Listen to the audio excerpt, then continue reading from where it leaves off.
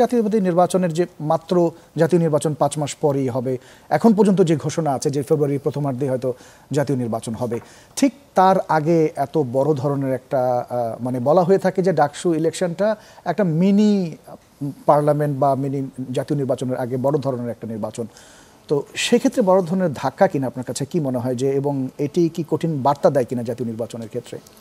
ধন্যবাদ আপনাকে এবং আমার সহ আলোচক শুভেচ্ছা, দর্শক শ্রোতাদেরকেও শুভেচ্ছা জানাচ্ছি। না, এখানে দুটা প্রশ্ন জাগছে আর কি, যে ডাকসুর নির্বাচন জাতীয় রাজনীতিতে কোনো প্রভাব ফেলবে কিনা। জি। আরেকটা প্রশ্ন হচ্ছে যে জাতীয় রাজনীতি ডাকসু ইলেকশন কোনো প্রভাব ফেলেছে কিনা। আমি প্রথমটার সাথে একমত না, দ্বিতীয়টার কথাই বলতে চাই যে জাতীয় রাজনীতির প্রভাবটা ডাকসু ইলেকশনে পড়েছে, কিন্তু এটা আমরা যেভাবে সরলীকরণ করে সবাই বলতে চাচ্ছি জিনিসটা আমার কাছে সেরকম না।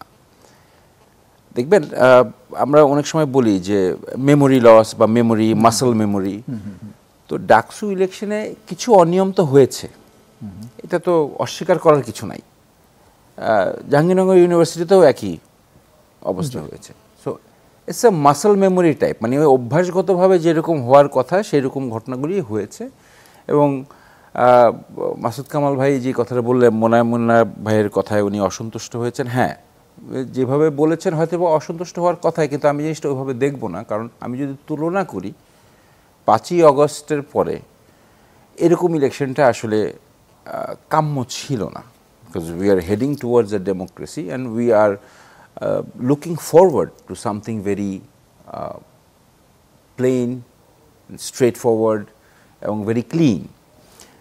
এরকম একটা সময় যেখানে আমরা যাত্রাতে আছি, একটা উদ্দেশ্যের দিকে যাচ্ছি, এরকম সময় ডাকসুর এই অনিয়মগুলি এটা কাম্য ছিল না, এক নম্বর।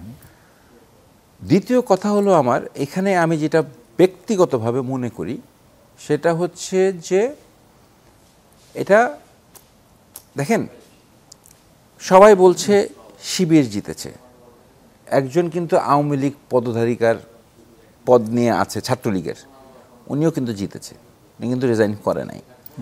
তো আগেই কথা ছিল, অনেক ধরনের মানে একটা মনস্তাত্ত্বিক এগ্রিমেন্ট ছিল যে ছাত্রলীগের বা আওয়ামী লীগের কেউ ইলেকশন করতে পারবে না। প্যানেলটা তো জামাত শিবিরের নিজস্ব ডিক্লেয়ার্ড না, ইটস এ মিক্সড প্যানেল, ছাত্র দলেরটা যেরকম ছাত্র দলের। তো ইন দ্যাট সেন্স আপনি যদি তর্ক করতে চাই তাহলে আমি বলতে পারি যেটা জামাত শিবির জিতে নাই, ছাত্ররা ভোট দিয়েছে। একজন হঠাৎ করে দাবি করলো বা পূর্ব পরিচিত ছিল উনি শিবির করেন বা পুরা প্যানেলটা শিবিরে আসছে। আমি যেটা মনে করি যে 5ই আগস্ট যদি না ঘটতো তাহলে ওনারা নিজেদেরকে কোনোদিন শিবির বলে দাবি করতো না। ওনারা হয়তো বা ওই যে ছাত্রলীগে ছিলেন, স্লোগান টোগান দিতেন, ছাত্রলীগেই থাকতেন।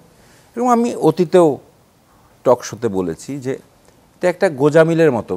আমি personally in a very confusing state আর কি, যে 5ই আগস্টের পরে বুঝতে পারছি না যে আসলে আওয়ামী লীগকে আর জামাতকে বা আওয়ামী লীগকে, ছাত্র শিবিরকে, ছাত্রলীগকে আর ছাত্র শিবিরকে, এটা কিন্তু বোঝা বড় মুশকিল। বুঝতে পারছি না আসলে, আমি পার্সোনালি আমি বুঝতে পারছি না। এই দেখি উমুকে ছাত্রলীগ, পরে শুনে উনি ছাত্র শিবির। এই যে আমরা এখন টক শো করছি, অনেকদিন ধরেই তো টক শো করি, আমাদের টক শোতে পরিচিত নোন ফেস। কোনোদিন তো জামাতের কাউকে এসে বলতে শুনি নেই যে আমি জামাত এবং আমি টক শো করছি। আজকেও একজন কেন্দ্রীয় নেতা এবং ফেমাস একজন পলিটিশিয়ান তিনি বলেছিলেন যে এটার নামই হচ্ছে রাজনীতি, এটা ধরতে না পারলে রাজনীতি করার কোনো মানে নেই। এটা আপনার এই কথাটার আমি জবাবটা দিব। এটা মানে এটা রাজনীতি না, রাজনীতির মধ্যেও কূটকৌশল বলেন, রণকৌশল বলেন, রাজনৈতিক কৌশল বলেন, সেটার মধ্যে একটা স্বচ্ছতা থাকতে হবে। আওয়ামী লীগের নামেই রাজনীতি করেছে, বিএনপির নামেই রাজনীতি করেছে, তারা যার যার আদর্শ দেখিয়ে রাজনীতি করেছে, কিন্তু কেউ লুকহিত গুপ্তভাবে কেউ রাজনীতি করেনি।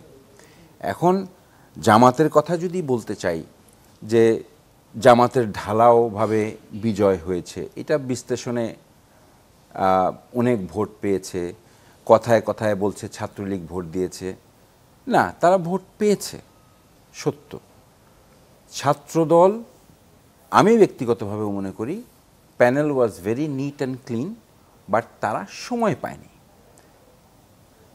এবং তারা তো অতীতে 17 বছর সংগ্রামী করেছে ছাত্র দল হিসাবে, তো ইনারা তো গুপ্তভাবে ছিলেন, স্লোগানও দিয়েছেন, ইন্টারনাল পলিটিক্স করেছেন। আবার যখন একটা ঘোষণা আসলো যে ঢাকা ইউনিভার্সিটিতে উন্মুক্ত এবং গুপ্ত কোনো রাজনীতি চলবে না, ওর মধ্যেও ওনারা চালিয়ে গিয়েছেন। ওনারা অনেক ইনভেস্টমেন্ট করেছেন, ছাত্রদের সঙ্গে গণসংযোগ করেছেন, যেটা ছাত্রদল করতে পারেনি। সেই ক্ষেত্রে ছাত্রদলের একটা সেটব্যাক আছে, কিন্তু আমি দেখতে চাই জিনিসটা completely in a different angle, on perspective of national politics. এই ডাকসু নির্বাচনের এই ছাত্র শিবির বলেন বা এই ডাকসু নির্বাচনে ছাত্র শিবিরের মেজরিটি যারা আছে এই প্যানেলে, ছাত্রলীগের যেই ছেলের অবস্থানের কথা বলেন, বা এই যিনি এই ডাকসু নির্বাচিত হয়েছেন ভিপি, উনি অতীতে ছাত্রলীগের সঙ্গে ছিলেন, এরকম ভিডিও অনেক ভাইরাল হয়েছে। ইন্টারেস্টিং বিষয় কয়েকটা আছে। ন্যাশনাল পলিটিক্সের পার্সপেক্টিভে যদি বলি, পিয়ার পার্সপেক্টিভের পরে আসছিল কিন্তু আপনার উপজেলা নির্বাচনের ব্যাপারটা। তো জামাতের পার্সপেক্টিভ থেকে আমি যতটুকু যেটা বুঝি, ওনারা একটা শক্তি দেখাতে যাচ্ছেন বিএনপিকে প্রতিপক্ষ ধরে নিচ্ছেন, কারণ সবাই ধরে নিচ্ছে যে বিএনপি বোধহয় ক্ষমতায় এসে গেল। যদিও আমাদের নেতা তারেক রহমান বলছে যে এইবারের ইলেকশন খুবই it will be very difficult, it will not be as easy as everyone is thinking, which I agree. তো জামাত ওই জায়গাটাতে দেখাতে চাচ্ছিল। তো আলটিমেটলি উপজেলা নির্বাচনের দিকটায় ওনারা পারেননি। সেই ক্ষেত্রে হঠাৎ করে একটা সিদ্ধান্তে হঠাৎ করে এই ইউনিভার্সিটি লেভেলের ছাত্র নির্বাচন ডাকসুরের দিকে চলে আসলো। এটা একটা শক্তি দেখানোর একটা জায়গা, যে না দেখো আমি আছি, হয় আমার সঙ্গে বার্গেন করো বা আমার সঙ্গে রাখো, এই একটা জায়গা। আপনাদের তো একজন কেন্দ্রীয় নেতা তো এর আগে বলেছেন যে জামাত কোনোদিন কিয়ামত পর্যন্ত যদি হয় তাও কখনো ক্ষমতায় আসতে পারবে না, হয়তো তারাও টেস্ট কেস হিসেবে দেখছে। দেখেন, অনেকে অনেক কথাই বলে। এক সময় জামায়াতের আমির বোধহয় বলছিলেন যে শয়তানের সঙ্গেও করতে হলে আমরা করবো, এরকম কিছু একটা, I don't remember correctly. So let's not get into the rhetorics, personal opinion অনেক কিছু আছে। এখন যেটা হলো যে উপজেলা নির্বাচনের পরে ডাকসু নির্বাচনে এখানে বোঝাই দিল যে একটা আছে, হ্যাঁ ছাত্রদলের there is a gap of huge gap of difference আছে একটা ভোটের। ছাত্রলীগ এসেই দিয়েছে তা না, সাধারণ ছাত্রছাত্রীরাও দিয়েছে, ছাত্রদলেরও কিছু লেকিউনা আছে। কিন্তু একই সাথে যেটা দাঁড়ালো সেটা হচ্ছে যে ওনারা উন্মুক্তভাবে ডিক্লেয়ার দিয়ে ছাত্র শিবির ডাকসু ইলেকশন করে নাই।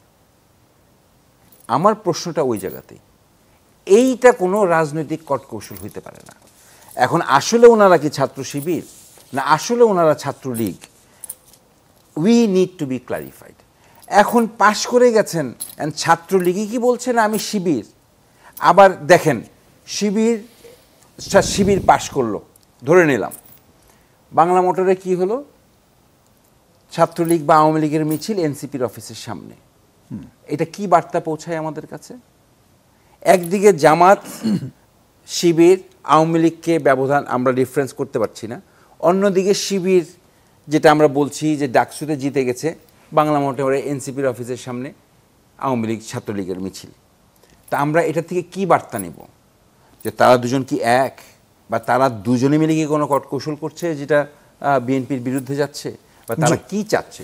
আমার প্রশ্ন যেটা আমি রাখতে চাই সেটা হচ্ছে যে জামাতে ইসলাম বা ছাত্র শিবির আসলে কি চায়, ওনারা স্পষ্ট করে বলুক ওনাদের আদর্শটা কি। Jamaat e Islam we can understand, we can অনুমান করতে পারি আমরা, কিন্তু স্পষ্ট করেও এখন ওনারা বলতেছে না যে ওনাদের অ্যাকচুয়ালি আইডিওলজিটা কি, ওনারা সরকার গঠন করলে ওনারা কি করবেন, ওনাদের ইকোনমিক রিফর্মস কি, ওনারা কি শরিয়া আইন করলে কিভাবে দেশটা চালাবে। ওনাদের গঠনতন্ত্রে ক্লিয়ার করা আছে, প্রত্যেকের একটা গঠনতন্ত্র থাকে, গঠনতন্ত্র তাহলে করুক, এক্সপ্রেসলি বলুক, ওনারা একদম এক্সপ্রেসলি ওপেন হয়ে আসুক। দীর্ঘ 17 বছর কেন, আপনি যদি সেই 86 সন থেকে যদি দেখেন, আপনি মনে করে বলতে পারবেন যে কোন ছাত্র শিবিরের নেতাটা ছিল উমুকজন ফেমাস, বা কোন ছাত্র শিবিরের ফুল কমিটিটা আপনি বলতে পারবেন? আমার মনে হয় না আপনি বলতে পারবেন, আমাদের কারো মনে হয় না এভাবে খেয়াল আছে বা ওদের বলা হয়েছে। দে are always very discrete. Y? আচ্ছা ঠিক আছে, এখন সময় আসছে যেহেতু ওনারা এখন আওয়ামী লীগ জবাব নাই, অবশ্য অনেক সময় দিয়েছেন ওনারা বলতে চাইছেন যে ছাত্র শিবির মানেই হচ্ছে তাকে মেরে ফেলা জায়েজ আছে, এই টাইপের কিছু ইয়েও ছিল সেই সেটা সময়। কবে থেকে নিশ্চয়ই ছাত্র আপনার শিবির কাছে মেরে আমরা ফেলা আবার জায়েজ আসবো। আছে? আপনার রাজশাহী ইউনিভার্সিটি, চিটাগাং ইউনিভার্সিটিতে সবসময় আওয়ামী লীগের ছাত্রলীগের মারপিট হতো, এখন তো রক কাটাকাটি ওদিকেই চলতো, কে কারে মারার জায়েজ আছে? শিবিরের জন্য ছাত্রলীগ মারা জায়েজ না ছাত্রলীগের জন্য শিবির মারা জায়েজ, সেটা সেই আমলের ব্যাপারটা।